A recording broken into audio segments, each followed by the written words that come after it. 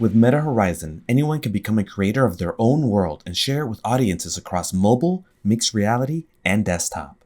With endless possibilities and the types of experiences you can build, we'll show you how to get started unleashing your imagination. In this World's Creator Academy tutorial, you'll learn how to access the creation tools within the desktop editor that help to accelerate the creation process and publish your first world. To follow along, you will need the World's Desktop Editor installed onto your PC, and you can also access this tutorial in a written guide. The links to the World's Desktop Editor and the written guide can be found in the video description. Let's get started. First, we'll need to download the World Desktop Editor. Open up a browser and type this in at the top in the URL box. You can also find this linked in the video description. Once the website is loaded, you'll see a big blue button here that says Download World's Desktop Editor. That's what you'll be clicking. Click on that. It'll ask you where to save. I'm just going to save it onto my desktop. You can also see in the name description here the version number I'm working with. Hit save. Once it finishes downloading, it'll be on your desktop right here or wherever you decided to download it. Double click on the executable and let's install. Just hit next to these prompts and hit install. After hitting finish, the World Desktop Editor should open up. You'll see a login page here.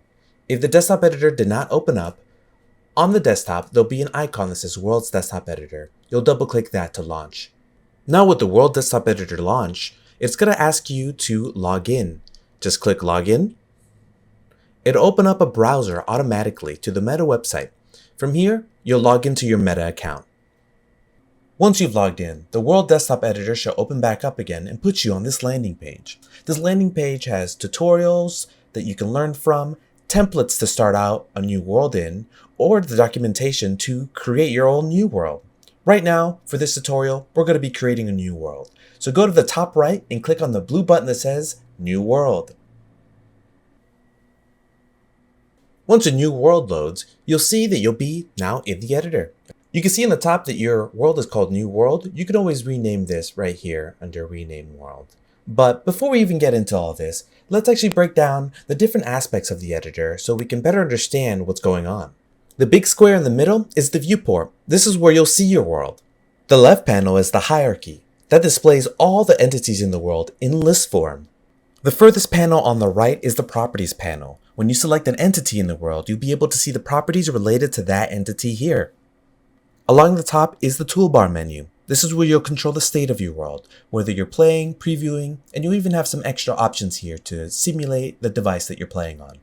Along the bottom are a few more panels to look at.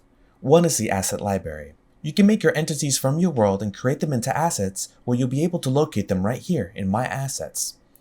There's also public assets, which are assets created by the community, and you can look at that by clicking on public assets right here on the left side. Another panel is the console panel, right here. This panel is used while you're scripting to see information about your world as well as errors that come up. You also have these two other panels, NPC Debugger, which is used to debug NPCs that you put in your world, and Performance, where you can get metrics on the performance of your world and be able to use that information to optimize it. There's one last panel that we haven't addressed. It's this Gen AI panel. This goes a little bit beyond the scope of this tutorial, but just know that this is where you'll use Gen AI to create models, skyboxes, scripts, and textures.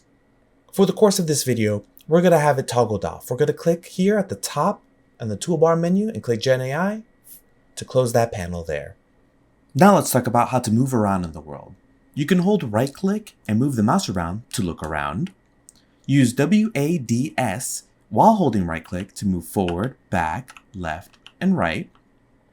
You can also use E and Q to move up and down, also while holding right click on the mouse. To pan the camera, you can hold Alt and use the middle mouse button to pan around. To zoom, you can use the mouse wheel to scroll and you'll zoom in and scroll to zoom out. You can also hold Alt and use the right mouse to do the same. Now that you know how to move around in the viewport, let's preview our world. To do this, go to the toolbar at the top and press the play button. That's this little triangle button here. This will enter our world into a preview mode, which will be able to view our world with our avatar. You can move around with WASD and look around with the mouse. The world's pretty boring, so let's spice it up a bit and add some objects in here to play with. To get out of this preview mode, if you hit escape, what that does is it frees up your mouse. So the world is still running. As you can see, the play button is blue up here and still running, but you can hit escape again to stop the world, or you can hit this little square button, which is the stop button. So you can enter into build mode. There's actually a few things I like to cover before we start spicing up our world, such as adding objects and entities to the world. Previously, I've talked about a couple ways you can do this. One is using the asset panel down here at the bottom, going to public assets and using assets the community has created.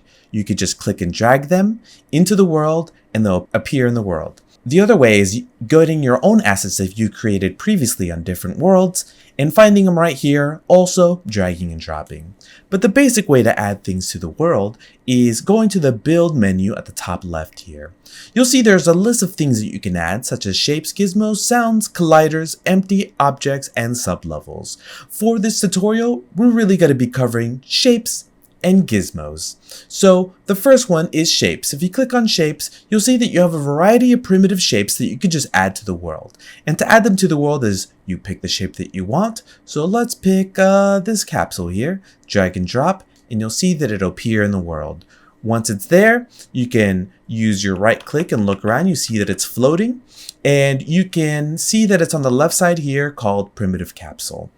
You can right click and hit rename and change it to something that makes more sense to you. Right now we'll leave it alone. And when you click on the entity, you'll see that the properties panels is populated on the right side. This will give you all the information that this entity has in the world. As you can see right now, it has the position of 2, 4, and -2. That's just telling you where it is in this world. So if we just zero that out by clicking on the first one on the X, hit 0, tab, 0, tab, 0, you can see that we can move things along in the world. That's the first basic information for the movement. You can also do rotation, scale, color, etc. Another way that you can move things around the world is actually using these gizmo options at the top left here to be able to see the gizmo on the object. Go to the top left here where it has a little mouse button and click on the move tool, or you can use W. This will give you a gizmo where you can move things more visually. Using the green arrow will move it up, the red arrows left and right, and the blue arrows forward and back. The other gizmo that we have at our disposal is the rotate. Same thing, we have our blue, our red, and our green. If you click and drag, you can see that we could rotate the object in the way that you like this. The last gizmo we have is scale. You can click on this and you can see that the scale has the same colors, RGB, and that has to do with X, Y, and Z. So you just click on, let's say the green one, you can stretch it out, or you can click right in the center and scale it up uniformly along every axis. We're just going to delete that for now by clicking on the primitive and the hierarchy and hitting the delete button. Another way that you can do this is if you right click it and click delete selection. And you can see that the shortcuts are here on the right side of the panel. Something else I also wanted to cover are spawn points. Right now we have a spawn point here. This spawn point basically indicates where your avatar will spawn in the world when they enter the world. So if you see, we'll hit play. I'll enter right in where that spawn point is located, right here. If you click on it, you'll see that it's at 0, 1, 0. If we put this to 0, 0, 0, you'll see that we'll be in the ground. So that's why it's at 0, 1, 0. And basically you'll want to see where the arrow is to make sure that your feet are in the correct place. Always make sure to have a spawn point. Otherwise, you'll just spawn at 0, 0, 0, which is this current location. If you don't have a spawn point and it's not in your world, where you would add it is going up to the top, going to build, going to gizmos, and you'll see that there's a spawn point gizmo here that you can click and drag and place in the world. While we're here, let's go over gizmos. Gizmos are helper tools. They are self-contained modules that can be placed in your world to create actions or functions. They have settings that can be edited in the properties panel, and overall add more functionality to your world. Let's go over some of the more commonly used gizmos. We have the trigger zone, which adds a trigger to your world that a player can interact with, and you can add scripts to the trigger to add some sort of functionality to your world. We have the spawn point, which is the location that your player will spawn in when they first enter. We have lights, like static light and dynamic light. And we have environment, which changes what the sky looks like and also lights your world. There's plenty of other gizmos that will add a lot of functionality to your world, but it goes a little bit beyond the scope of this tutorial. So be sure to check the documentation to learn more. One last concept I'd like to cover is assets. I've mentioned them before, but I never mentioned how to create them. So let's say you have a bunch of objects in the world and you like how it looks. Let me just add in some shapes here. Cylinder, triangle, and that. And we're also going to put these all in one group. So to do that, you click on the first one, hold shift, click on the bottom one, right click and hit create parent object or control G. This will make an empty for the object and put them all inside. So now they're all parented to this parent object. Right now it's called empty object. That's incorrect. So we'll hit rename. We'll call this my asset. So this is your wonderful asset that you created, and you want to be able to reuse it in different worlds and in different circumstances. So you could just right click my asset here, click on create asset. It'll ask for an asset name. We'll just name it again, my asset. Create. We'll be in the my asset folder here. And you'll see that now my asset is listed in the my asset folder in the asset library. So if we were to delete this and go to a different world, we can always find it here in my assets. You click and drag, and then boom, your asset appears. We're just going to delete this for now. All right, now with those concepts out of the way, let's spice up our world. I took the time to prep an asset here to make this world a little bit more visually appealing. So I'm going to get the asset that I created, rooftop, right here, and drag it in. It'll say loading asset, and we'll just wait.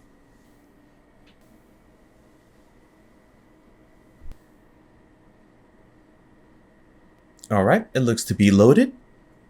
Let's see what it looks like. I'm holding right click to move around and using WASD. And you can see that I'm moving around. If you want to move faster while using the right mouse button and WASD, you can hit scroll over the viewport. Let's see, scroll. And you can see on the top right here, the speed of the camera actually increases and decreases. You can do it manually here, but you can also do it while you're flying around the world here. You can see that this is where we originally started, and this is the asset I put in. This asset may seem familiar. I actually got it from the template from the homepage of the world's desktop editor. What I essentially did was, on the homepage of the world desktop editor, I went to the templates, went to the rooftop racer template right here, and clicked on it. What this does is it makes a copy of this template and makes it into a new world and loads you in. Once it loads you in, you'll see that this is basically a fully fleshed out working world. And you can use these templates to really learn a lot on how to make your worlds. You can even hit play and play the world. So the asset that I'm using in our new world is just this template asset created into an asset. All I did was I selected the top object in the hierarchy, scroll down to the bottom, hold shift, click the bottom one, right click, and you know this process. Click create asset, named it rooftop. And once I did that, it appeared on my assets here in the asset library. Now we're back in our new world. So here it is, the rooftop world asset within our world. And when I hit play, you'll see that I spawn here on this grid. And that's not necessarily where I want to spawn. So let's hit escape twice. And I want to spawn here. So where is our spawn point right now? An easy way to navigate to different objects around your world is to click on them, move your mouse over the viewport and hit F. And then boom, it'll move you there. Now, if you wanted to move this spawn point all the way over here, what you could do is you could click on the spawn point, make sure that you can see the move tool there. And like we talked about before, there are the different axes that you can pull it by, right? So we got the X axes and the Y and the Z, of course. Another thing that I forgot to mention before is that there's these little squares here that you can click on. And what that does is that it locks the movement to one plane. So this blue one is going to go both up, down, left, and right. If you do the green one, which is right here, then it will be more on the ground plane. So more on the X and Z axis. Just know that you can pick these little squares to move around on one plane. So obviously you can try and move this and do a little movement here and move the camera and move it. You can also zoom out all the way and you can see that your gizmo is here. And once you zoom out, and I'm using the E key here to kind of like move upwards, you can click on the square here and you can just move it where you want it. So I'm going to move it right over here. And now I want to get back to this area. Instead of right click and hitting W to go to it, I'm just going to hit F. And now we're here. So this is the area I want to spawn. So let's move it down to the ground. Remember, I'm looking at the arrow to make sure that the arrow is visible. Boom, not there. There you go. Now I want to be facing in the right direction here. I'll change to rotate. I can click on the icon up here, or you can press E and that'll change that gizmo to the rotate. We're going to use this green rotate pie slice here and we'll rotate them around. There we go. You can also just do this by putting a number here. I believe I could just put in 0. Oh no, let's try 90. Oh, it'll be -90. So you can see that you can type in the numbers and really figure out what direction you're going. All right, now that that's set, we'll hit play and see how that works. And now we're spawning in the correct area. All right, now you're spawning in the right area, but you're probably wondering, what if you wanted to preview the world from a different location in your world, but you also didn't want to move this spawn point all the way over there and all the way back in different areas? You actually have an option to spawn anywhere without moving that spawn point. What you could do is you could right click where you want to spawn and hit a menu will pop up and it will say preview from here. You click on that and now you're previewing the world from that location. But if you hit play, you'll still spawn from the original spawn location. Now that we got the spawn point sorted out, I'm starting to realize that this starting area is a little boring. So we're going to be adding in some objects, and that'll give me an opportunity to cover some more options we have when placing objects. So I'm going to go to the asset library here at the bottom, go to public assets. I also put a filter on here that you can use to really narrow down the things that you want. You could do it by the category, the type here, or from the creator. Right now, I'm going to use just Meta Horizons objects that they've created for us. So I'm going to put some chairs here. So we have some people viewing the race from the start of the starting line here. So here I am, public assets. I got this chair. I'm going to drag it in. And it'll load in. You'll see that it loaded. You can see that it's in the ground. That doesn't make any sense. We'll use the green arrow here on our move tool. Make sure that's selected up there. And it's great. Now I want to make, let's say, 10 of these chairs. So a way to duplicate this chair and also have it an equal distance for all the 10 chairs we'll make is to first, let's duplicate it. Right click, duplicate selection, or you can hit Control D. So that's duplicated. Then if you hold Control, this is going to have activate the snapping feature momentarily, and you'll click and hold on the red arrow here, and you can see that it snaps to the right. And the snapping option is actually here at the top. You can have the snapping option permanent, so you don't have to hold Control by clicking on this button here, and now you have grid snap on. So now it'll always move an equal distance away for every step, right? And the distance is indicated right here to the right of the button. It's 1, so we could do 2. So it'll move even further from its location. 5, just so you could see the difference here. See, 5, but we'll keep it at 1 for now. So now I have these 2 chairs. We'll select both of these chairs. We will hit Control D like we did before. We will have the snap on to 1. We will move it once and then we'll move it twice. Now we got the 2 chairs there. We'll right click or left click, hold shift, select these. This is gonna make 8. Right click, duplicate selection there, or hit Control D. We have snap on, and now we have the 8 chairs, and maybe 10 chairs was too much. I think 8 is just fine.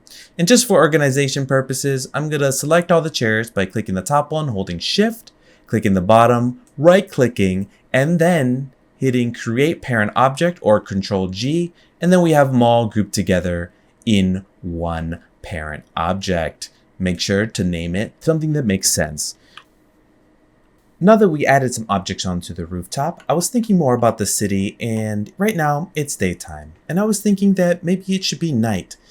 There's actually a gizmo that controls the skybox there and what you see up in the sky. Right now, that is located in the asset that we dragged in from My Assets that we created from the template Rooftop Racers. So right now, since it's an asset within the hierarchy, it's blue. We cannot really edit anything within this asset, but what we can do is make it not an asset and release it from its instance. So we can right click the rooftop or any asset that you have, and we can click on unlink instance root. So now the color should turn white, and that means that you can now edit any of these objects here. So right now we have the environment texture or the environment map right here, and that's the sky. But if I change this to night, you'll see that we have a nice night sky. And we have a lot of options here, and you can see that the world actually starts to be relit to match the night scene. Okay, now that it's night, city's looking good.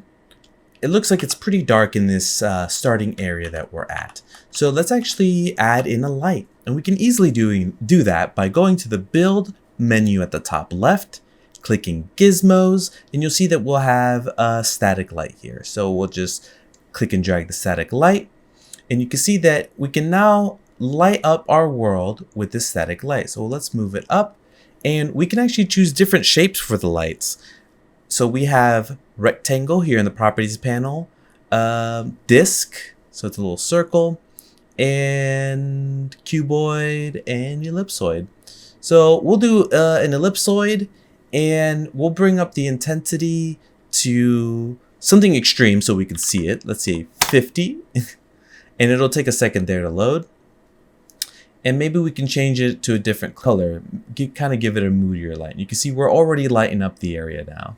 So let's give it like a warm color. So we'll drag the slider here and we'll choose the lighter color.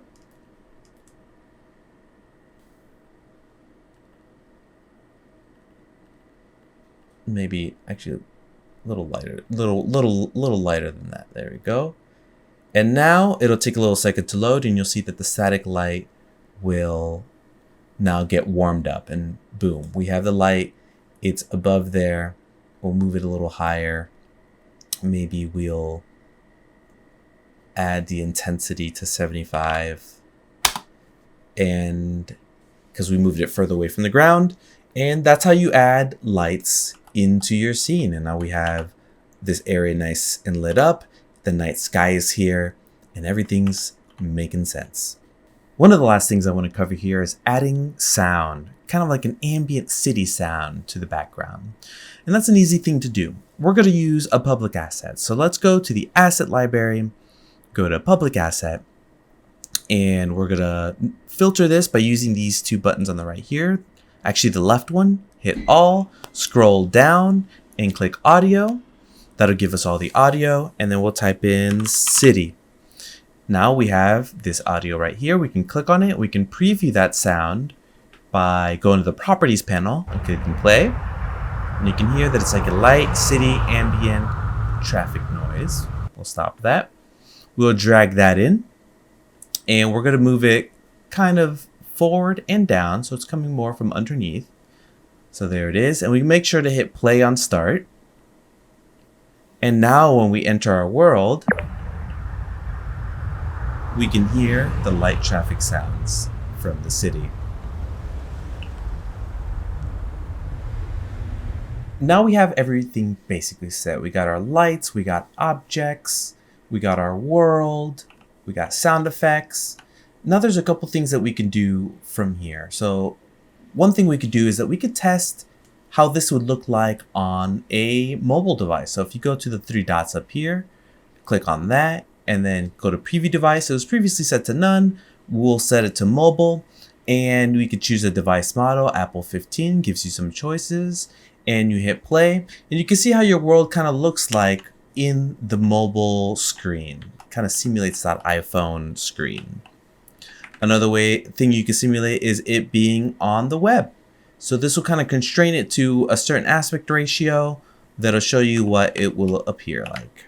All right, and once you're done testing out your world and everything is in, it's time to publish your world to the world. So to do that, we're gonna go to the top right, we're gonna hit publish. This publishing world page will appear, and you'll have to input some information that will be required for you to publish your world.